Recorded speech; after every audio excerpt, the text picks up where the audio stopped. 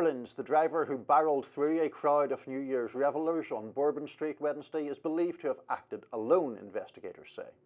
The FBI said Thursday that the suspect, Shamsuddin Jabbar, a US citizen from Texas and former veteran, had posted several videos pledging his support for the Islamic State group. Jabbar's half-brother, Abdur Rahim Jabbar, told Fox News that Jabbar joined the army to find something to set him straight, and said that he found his way back to Islam after his 2022 divorce. His half-brother said he did not see any signs prior to the attack, and said that this, quote, was not a direct reflection of his brother and the Muslim community. The New York Post's Texas reporter, Jenny Terre, had exclusive access to the alleged terrorist's Houston home. Here's a look. He had this work area here, lots of different chemicals splayed around, and different electronics. This is, again, a work setup. Left receipts, just very unkempt in here. And his, what appears to be his collection of religious materials, his Qurans, an open Quran with a passage there, as well as even the Bible here, but mostly books on Islam, and his prayer rug just to the left of me here. This seems to be some sort of workspace, again, with other chemicals here. The light's still on, some kind of station set up here. We're not really sure what that was for, in, you know, what we can assume was also a bedroom. The FBI says no connection has been found between the New Orleans attack and the Tesla Cybertruck that exploded outside a Trump hotel in Las Vegas on Wednesday. Authorities say the truck driver shot himself in the head immediately before the vehicle was engulfed in flames. Military officials identified the driver as an Army Master Sergeant who had been on leave from active duty. These two violent acts come just weeks before Donald Trump will assume the presidency. Trump has repeatedly mentioned the goal of shrinking the size of federal agencies, and two of his right-hand men are at the helm of this endeavour, Elon Musk and Vivek Ramaswamy. The duo will lead the Department of Government Efficiency. Trump's pick to head the FBI, Kash Patel, has vowed to help dismantle that same organisation that he is set to lead. So could this do more harm than good in the wave of violence that has already defined the first days of 2025? So, first of all, that was pretty remarkable, that insight there from Jenny Terre, who seems to have got access. I don't know the backstory, whether she just walked in or exactly how that happened, but I mean, great detail there and great insight. It's wild that she was able to get access to what is presumably an active crime scene. I don't know how she got in there. I believe she said she was later kicked out by a law enforcement officer, but yeah, I want to know more about that. It's a very strange video. I've never seen anything like that before. It almost raises more questions than answers. That being said, I think there's going to be a lot to investigate related to this incident. This guy apparently had ties to ISIS, had been flying an ISIS flag on the back of his truck, and the sort of general posture from people who have been looking at the aftermath of this is, how did the FBI miss this?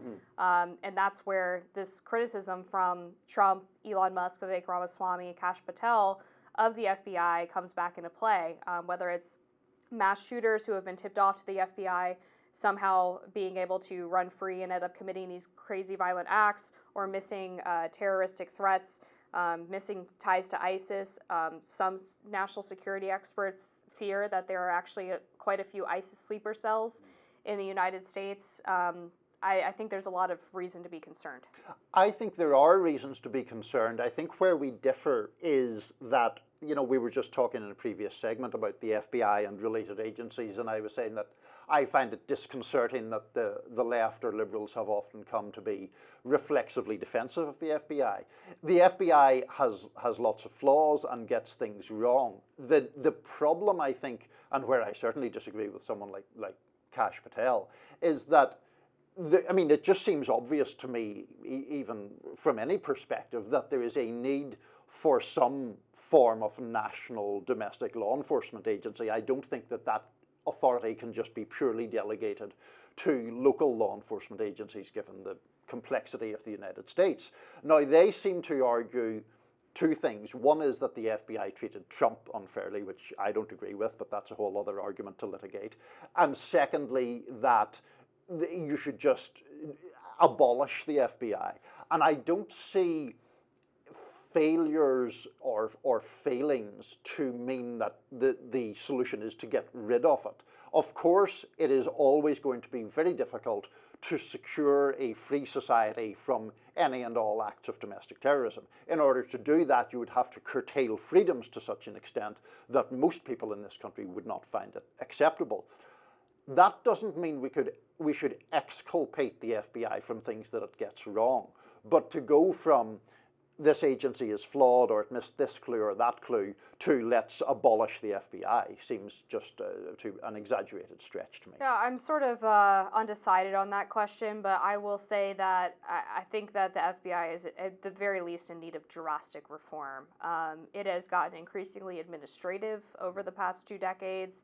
It has gotten so bureaucratic that a lot of the issues with them missing cases like this or like in school shooters is that the bureaucracy breaks down and fails. People aren't sharing information in the proper way.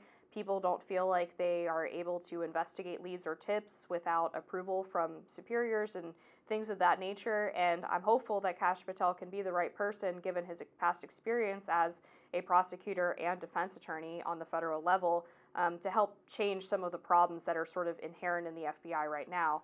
I'm not clear on whether he intends to actually end the agency, although he has said in the past that he supports dismantling it. It doesn't seem like, based on the interviews that he's given in the past year or so, or what Trump supporters and members of the campaign and incoming administration have said over the past couple of months since the election, indicate that that's going to be the case. Obviously, we're fixing to find out. Yeah. But let's also talk about this Tesla Cybertruck explosion. Let's do that, but let me just take up the Kash Patel point for a second, because one can make arguments about whether the FBI is too bureaucratic and so on and so forth. But like one of those interviews he gave, and this is to the Sean Ryan show in September, he said, "I'd shut down the FBI Hoover building on day one and reopen it the next day as a museum of the deep state." Okay, whatever, that I guess is, you know, throwing some red meat to the Trump people. But then he goes on to say that he would take the 7,000 employees, and this is the quote, "send them across America to chase down criminals, go be cops." Now, to me, that's just a kind of cartoonish proposal that implies that intelligence gathering, detective work, basically, is different from what the FBI should be doing, and the FBI should be acting in some sort of cop show way in car chases or whatever. That is just a sort of facile or juvenile way of viewing the process of law enforcement, it seems. I suppose I'm not expert enough to comment on whether or not they should be doing that. What I get from that comment is that he wants to put more work in FBI field offices and away from the sort of administrative state posture of the building in D.C. Yeah, but I think he wants to do something more radical than that. But anyway, go on to you wanted to talk about the Vegas issue. Yeah, I mean, it's another very fascinating case. There's a lot that is confusing here. There's this guy who apparently was recently estranged from his wife, but had a girlfriend, also had a 6-month-old baby, and was texting the girlfriend, according to newly released texts, about how excited he was about this Cybertruck. And he has family members who say that he had much more professional explosive experience than what apparently happened with the explosion outside of the Trump Tower event, and that he was a Trump supporter. So there's this really odd sort of disconnect between what his personal views were, his posture in his personal life, and then the act he allegedly committed, which appeared to be symbolic of the Tesla Cybertruck exploding outside of a Trump hotel. There's a lot that doesn't square here for me. No, there is a lot, and to the point about the apparently rudimentary nature of the explosives. This is a guy who's a Green Beret, still in, or was until he killed himself, was still in the armed forces, was on approved leave at the time. So, this is what investigators are saying, at least, that the expertise he has doesn't seem to tally with what he actually did.